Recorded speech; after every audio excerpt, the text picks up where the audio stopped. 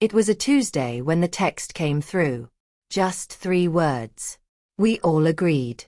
At first, I wasn't sure what it meant, but the pit in my stomach already knew. A minute later, my phone buzzed again, and this time it was a full sentence sent by my mom. We all agreed. You're not welcome at the wedding. No punctuation, just that smug little dash she always used when she wanted to sound formal. A smirk in text form. I stared at the message, rereading it like the words might somehow change if I blinked hard enough. But they didn't. My sister's wedding, the one I helped pay for, the one I helped plan, the one where I'd spent months putting out emotional fires, listening to crying fits, and booking every vendor because my sister Sarah was too stressed to deal with it. The same Sarah who 2 weeks ago called me her emotional rock while I wired over another $1,500 for centerpieces that looked like Pinterest threw up on a florist. My name's Kyle. I'm 31 and up until that message, I thought I was doing something good. Being the glue that held things together for a family that always seemed just one missed call away from falling apart. I'm not rich, not by any means, but I've worked in it long enough to put some money away. I've lived modestly, stayed single, and saved while everyone else splurged and borrowed. 4 years. I thought that meant I was blessed and they were just unlucky. Turns out being the responsible one just makes you the family ATM with no overdraft protection. The wedding was supposed to be next Saturday, a beachside venue on the coast with a ridiculous ivory and gold theme. My sister insisted, was classy, but looked more like a royal baby shower. I paid for half the venue deposit, booked the flights, even reserved the honeymoon suite in Cabo under my name because my mom's credit wasn't good enough to secure the reservation. And now I wasn't welcome. I didn't respond to the message. I didn't need to. Instead, I opened my laptop and quietly logged into the travel portal I'd used for the honeymoon flights. 2 round-trip tickets. Business class under my email. I clicked cancel and watched the screen blink for a second before the $3,800 refund notification popped up. Then I went into my savings account and initiated a transfer, $16,500, the exact amount I had wired to my mom last month for what she claimed was wedding overflow costs. I didn't say a word to anyone, just watched the numbers move. I felt nothing, not anger, not even sadness, just a strange sort of calm, like I'd been holding my breath for years and finally exhaled. The first call came at 8:17 p.m. It was my sister. I let it ring. Then came my cousin, then my uncle, then Mom. I turned off notifications and went about my night, reheating leftovers and watching a documentary I didn't absorb a second of. By morning, there were 23 missed calls for voicemails and a single message that made my hand go cold. Please call me. It's Dad that stopped me. My dad usually stays out of the chaos. He's a quiet man, the kind who'd rather tinker with a busted coffee maker than get involved in family drama. When I was a kid, I used to think he didn't care. As I got older, I realized it wasn't that. He just picked his battles carefully. And for him to step into this one, something was off. But before I could process it, the voicemail started playing in my head, echoing even though I hadn't hit play. I imagined Sarah's whiny tone, Mom's theatrical sobbing, maybe a guilt-laced message from an aunt who hadn't texted me in 2 years.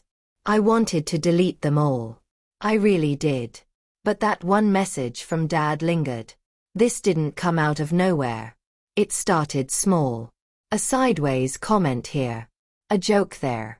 Last Christmas, Mom said, "Well, at least Sarah will give us grandkids." Not everyone can say that. At the time, I laughed it off. I've never wanted kids, and I'm okay with that, but it stung in a way I didn't admit. Then, during Sarah's engagement dinner, I noticed I wasn't seated at the main table. Just to keep things even, Mom had said, but my younger cousin's boyfriend, who'd only been around for 3 months, was seated next to the groom. I swallowed that one, too. Like always, they were always little paper cuts. Never big enough to justify a confrontation until suddenly they were. After Sarah got engaged, everything became an emergency. Mom called me in a panic over cake samples. Sarah had meltdowns about bridesmaid dresses. I was expected to cover whatever the groom's family didn't, and I did because I thought helping me belonging. I thought showing up with my wallet was how I proved I mattered. But it never bought me a seat.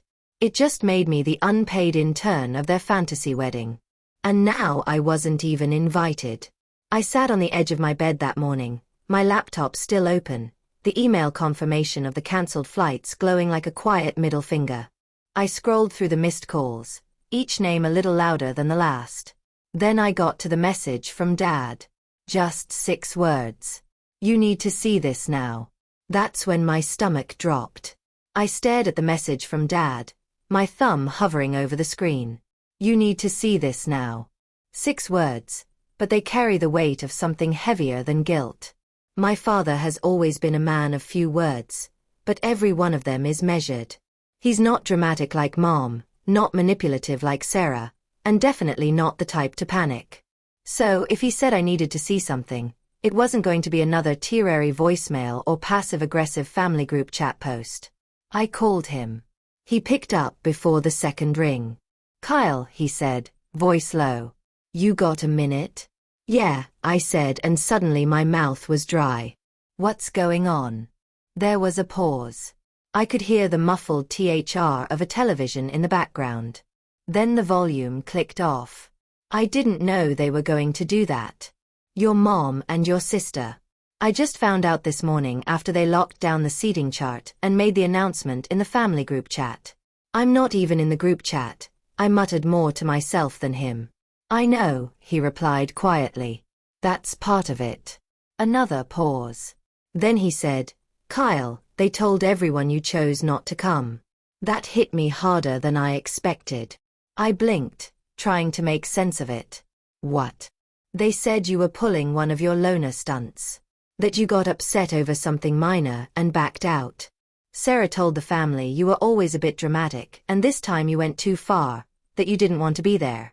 I laughed sharp, bitter, humorless. "So, they kicked me out and made it my decision." "Worse." He said, "Your mom said you threatened to ruin the wedding if you came." That knocked the breath out of me. "She what?" Dad sighed like you didn't want to be the one saying this.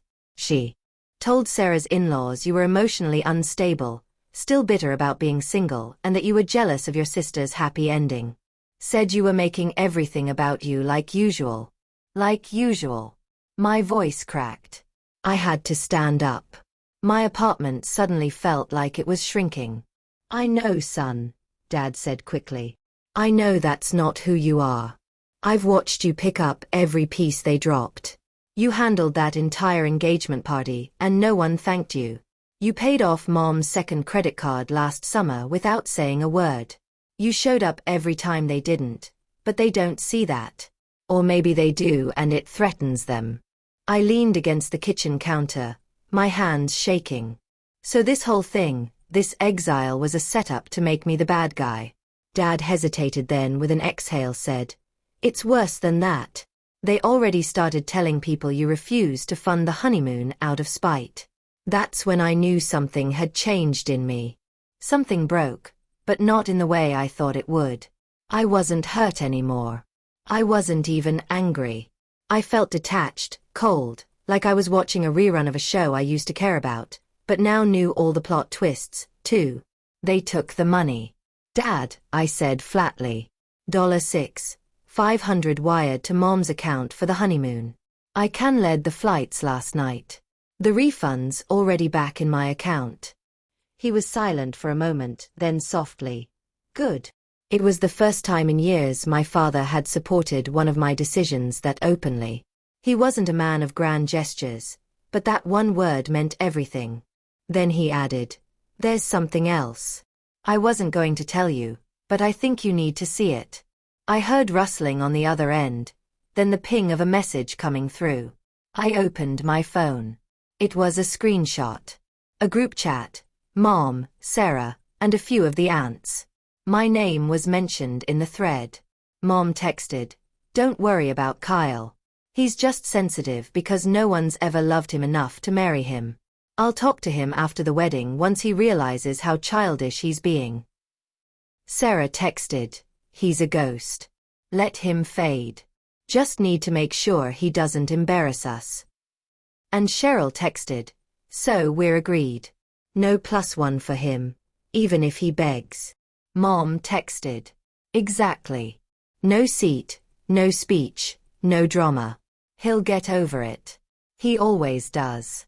I read the messages twice. Then a third time. And then I deleted them.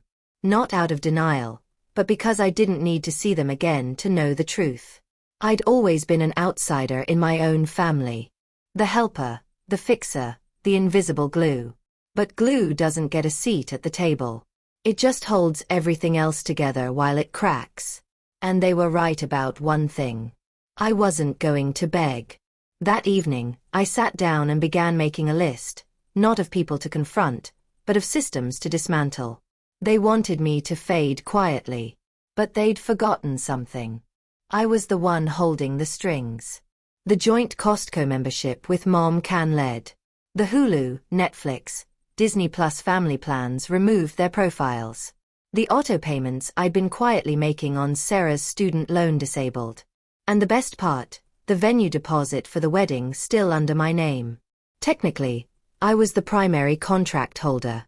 They'd never paid me back for that check I wrote to lock in the date.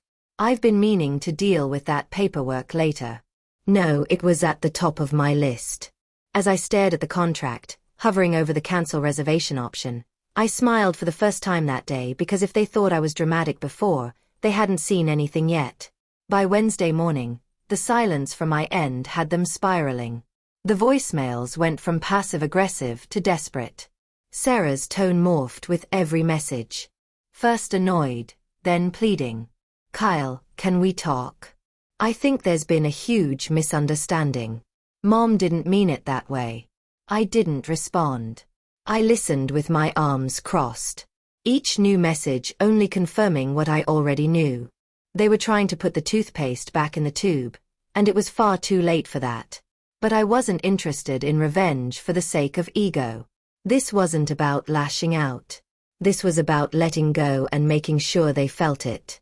That afternoon, I sat down with a black notebook and started writing out every account, every auto payment, every password-protected bill I had my name attached to. I wasn't dramatic. I was thorough. The irony, they called me the cold one, the robot, the one who didn't feel things like the rest of us. They were right in a way. I didn't blow up.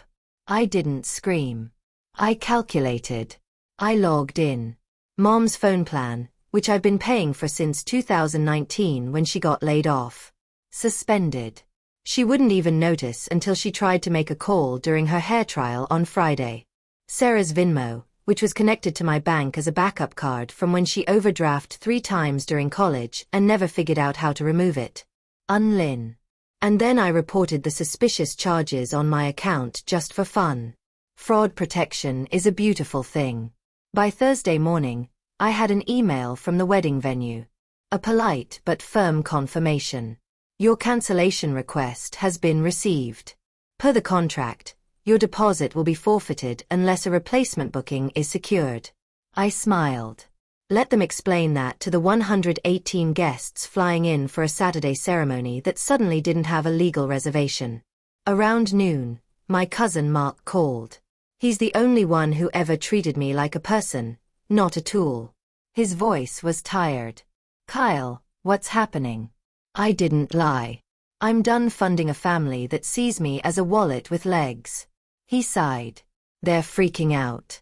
Good. Sarah's having a meltdown. She's saying, you're ruining her marriage. I gave a dry laugh. If a cancelled flight and a frozen honeymoon fund ruins a marriage, maybe it wasn't built to last. He didn't argue. He just said, I wish you'd told me sooner. I always knew they leaned on you too much. That night, I opened my laptop again and logged into my dad's old Dropbox account, the one we used when I helped him digitize all the family records a few years back. Inside was a gold mine of scanned receipts, emails, even the original invoice from the engagement party that I paid for, but Mom conveniently forgot I covered.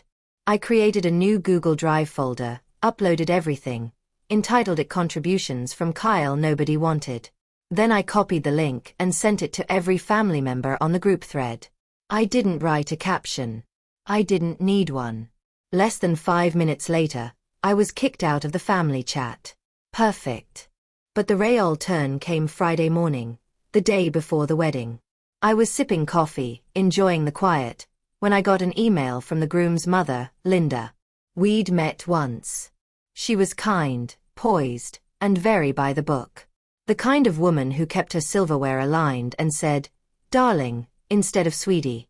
Her message was short, but it rattled me more than any voicemail. Subject: concern about the wedding. Hi, Kyle. I wanted to reach out directly. I've heard bits and pieces about what's going on, and quite frankly, I'm alarmed. If you have a moment, could we speak? I feel like I'm missing some very important information. Best, Linda. That was the moment I realized this wasn't just family gossip anymore. This was a thread unraveling from both ends. I called her. She answered immediately. "Thank you for calling," she said. Formal but with an edge of concern.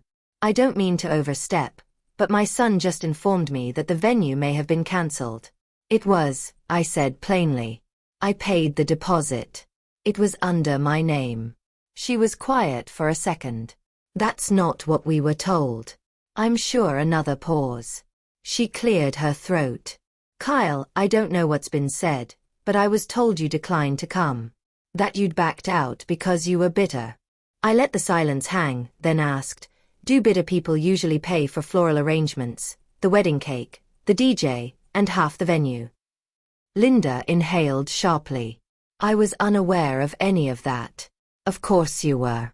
They needed someone to blame when I pulled out. And when I stopped funding it, they made sure to do what they always do. Point the finger at me." Her voice lowered.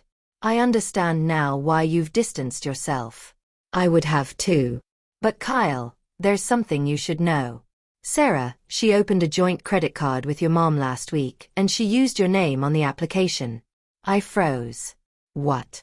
"They claimed you co-signed. My husband caught it when we reviewed the final expenses. He recognized your name on the paperwork." That was it. That was the part that changed everything. I wasn't just the family ATM anymore. I was a target. I sat there, my coffee suddenly cold in my hand, the room closing in around me as Linda's words echoed in my ear. "They claimed you co-signed." I hadn't, not even close. I've always been careful about credit, guarded even. After watching Mom default on a car loan in my early 20s and drag her credit into the basement with mine tethered behind it because yes, she had convinced me to co-sign that.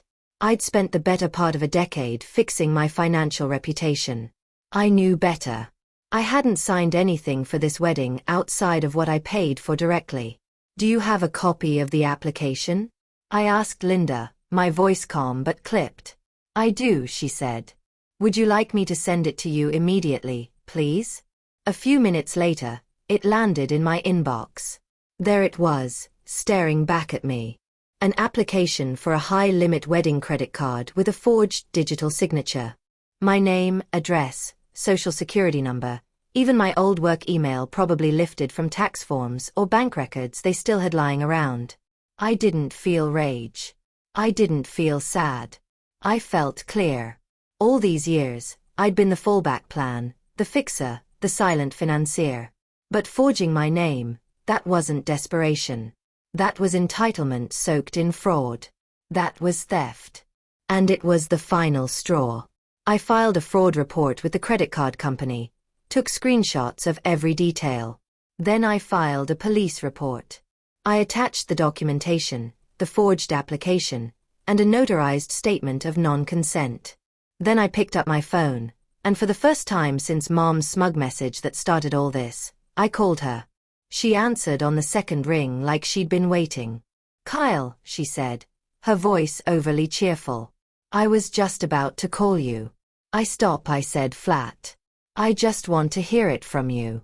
Did you sign my name on a credit card application?" Silence. "Kyle, you're being ridiculous. That was just a backup in case the honeymoon ran over. You know how these things go." "Did you sign my name?" A long pause. "Then Sarah said you would have done it if you knew it was important." I let that hang there like a guillotine. "That's not an answer," I said, my voice cold. But it's fine. You can explain it to the investigator when they call. That cracked her mask. What? Are you serious, Kyle? We're family.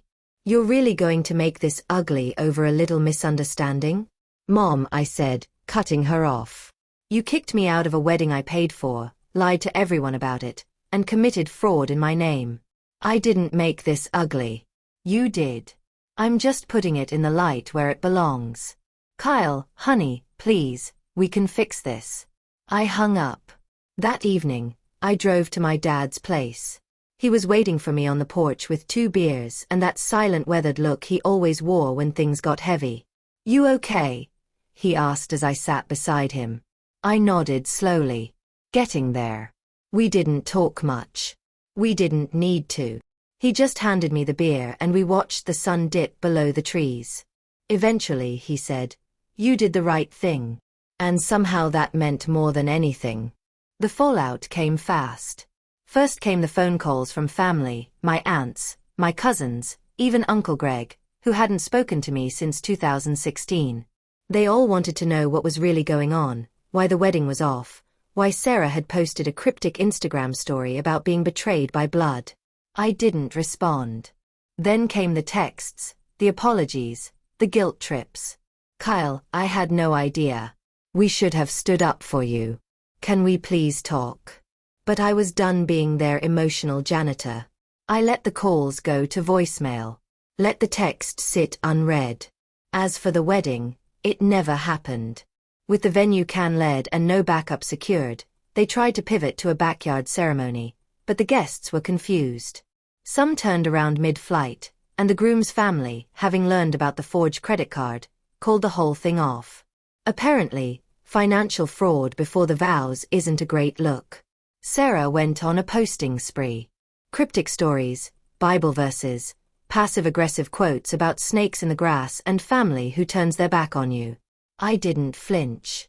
Because here's the thing. Sometimes the best revenge isn't a dramatic confrontation.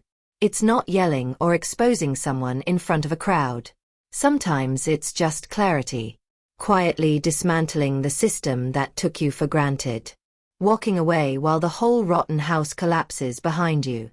About a week later, I got a final message from Mom. You've made your point. We're all hurting. You didn't have to go this far. I didn't reply.